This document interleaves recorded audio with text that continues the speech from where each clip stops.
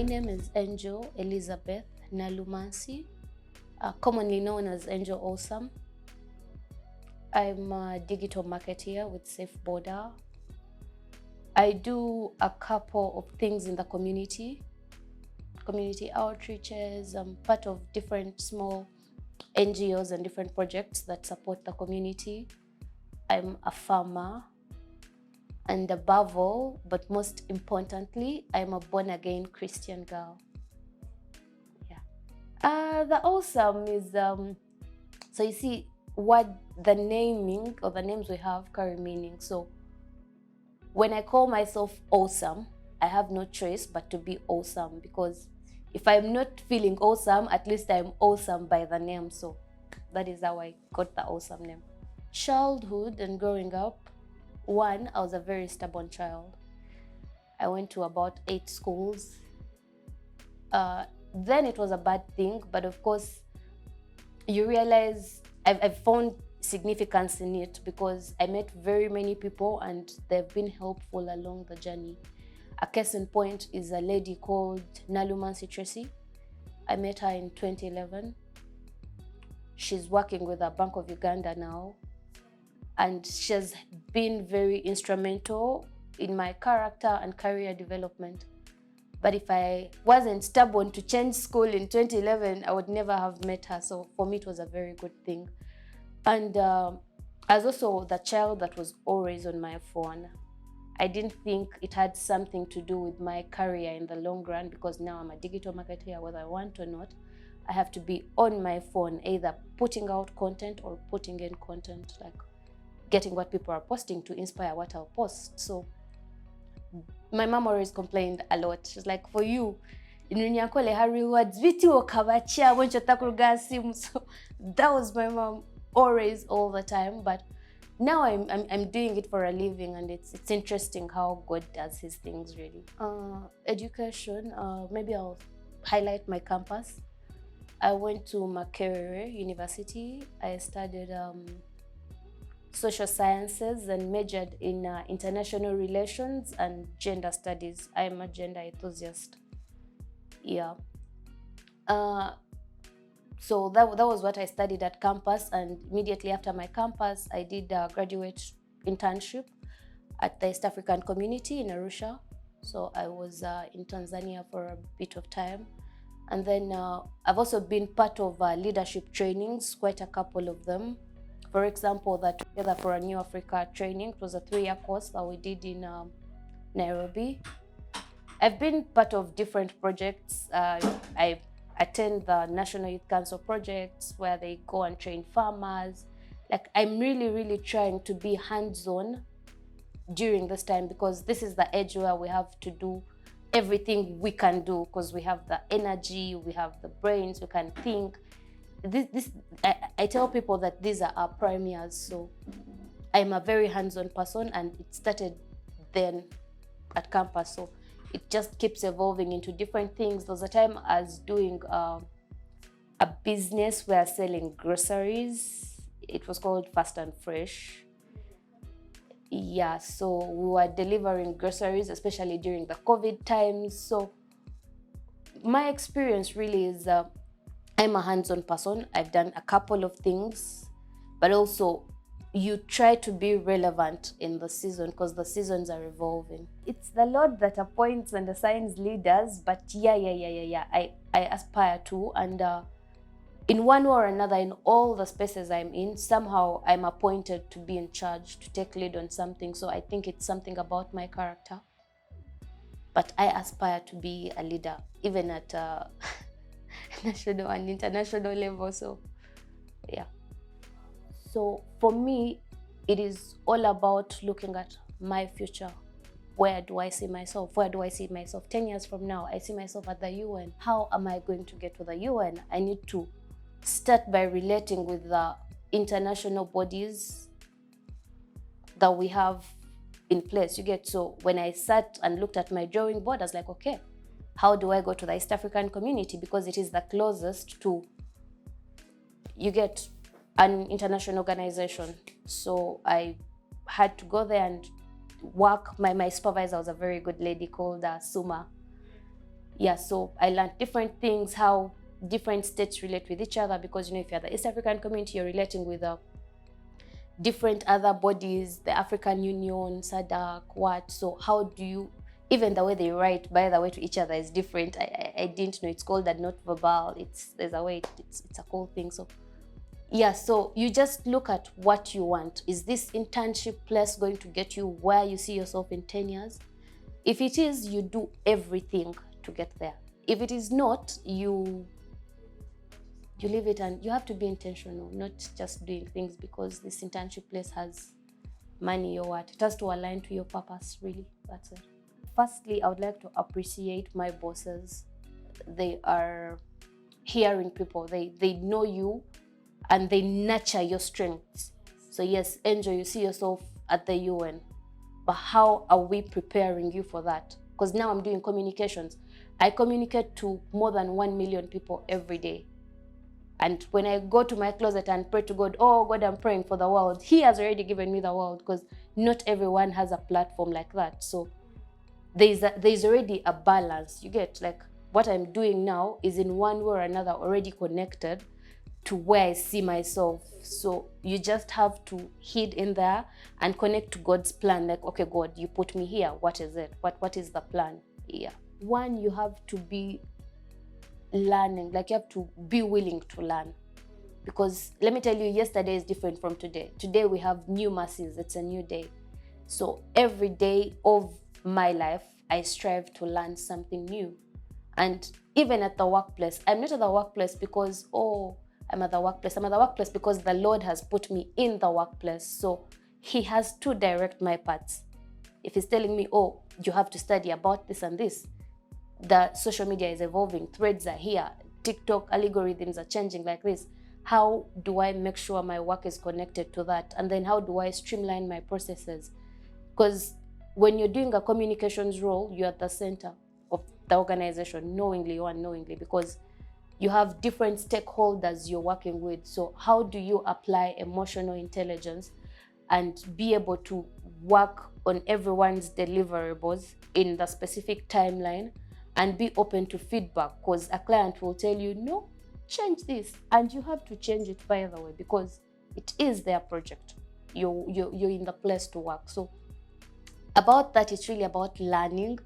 Like, learning every day, every day, every day. Don't stop learning. When you learn new things every day, you continue to be relevant. Okay?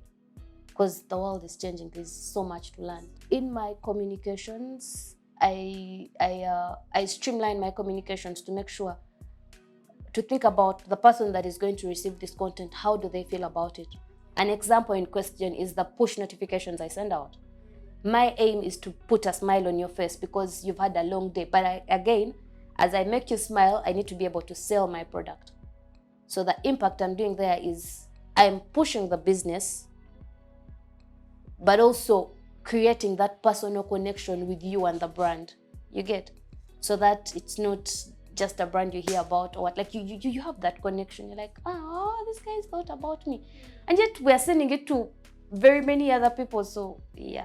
For the youth out there, my major lesson to them is, one, be intentional. Be intentional about your life. Don't just live life. Be intentional. Align everything you're doing to your purpose. Don't sit home and wait for the job to come. Go and do something. If you have someone that is where you want to be, at least go and serve that person. You get? If I see you're a businessman, I want to do business sometime, I'll come and tie on you, by the way. I'll tell you, how can I help? How can I do this for you? Instead of sitting at home and just, chilling and all. But also, I encourage them to find God.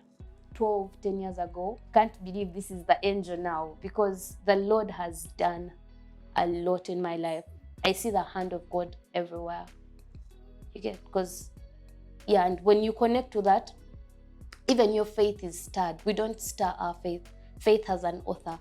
The Lord authors our faith. So if you see me believing God the way I'm believing God, it's because of what He is doing in myself, because I'm availing myself to the word and all. Like, they should really find God. Find God, count on Him, wait on Him, and believe Him. He'll work in them. He'll direct their paths, and they'll I will not be idle really. There's a lot to do in the world. A goal in my life. I'm going to work with the UN. That one is sealed. We closed it because I'm going to be making policies for Africa, for the world, and yeah. I intend to do an organization that supports children.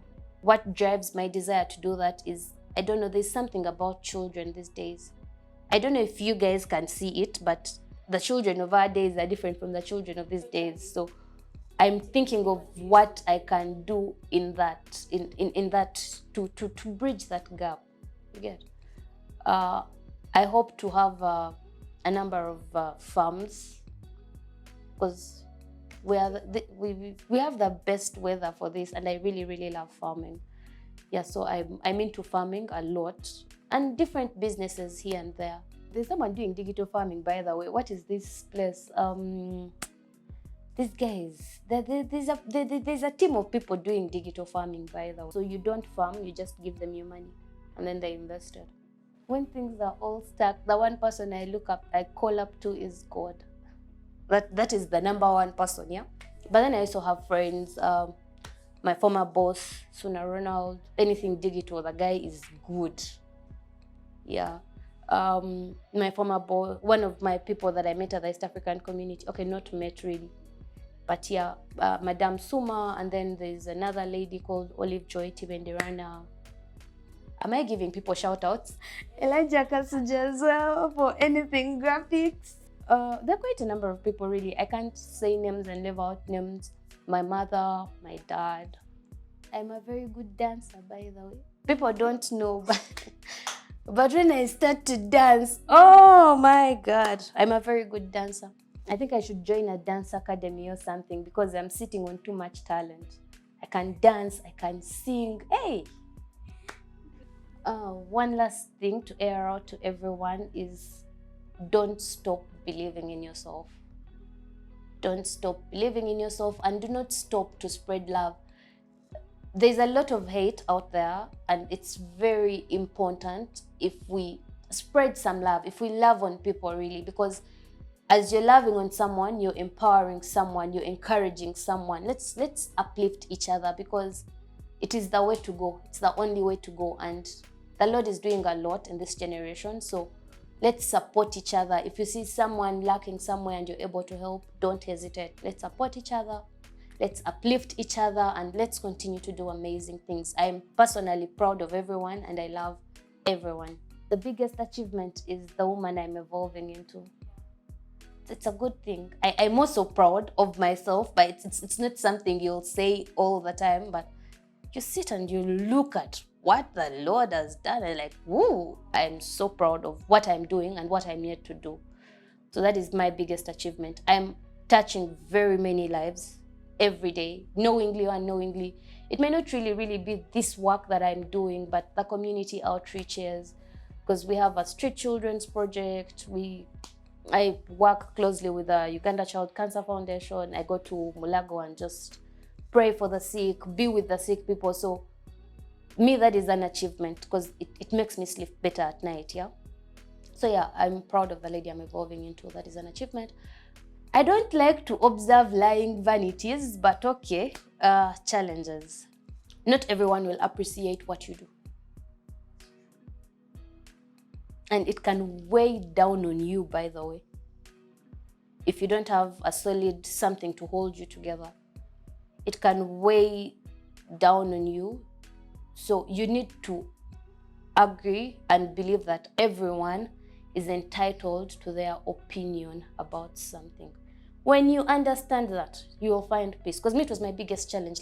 But then someone's like, you get. And then now, being a social person, people come and throw all their shade on there. You get. So you're handling about, let's say, 3-4 different companies, but everywhere someone is complaining. So you take in all that, and you have to be okay. Because someone will come and say, this and this person, you did, like, okay, there are those hateful words people use. I don't want to mention them on camera, but yeah. So you have to know that that is their opinion, or have the emotional intelligence to put yourself in that person's shoe and say, maybe this person hasn't paid rent, they are stressed with rent, they were chucked and they're looking for where to pour it out. If pouring it out on me is going to make them sleep better, then you let it be. So yeah, everyone is entitled to their opinion. And then the other challenge was mainly about associations, communities, because you meet people that you do not agree with on so many things. Like, you have very different ideologies, right? It's a challenge, but it's an advantage. It depends on how you decide to look at it. But at the end of it all, it will help you evolve and grow. Yeah, I'm open for conversations. I'm really, really available to support anyone. So you just connect on LinkedIn and I'll send a DM. I'll really, really reach out and engage.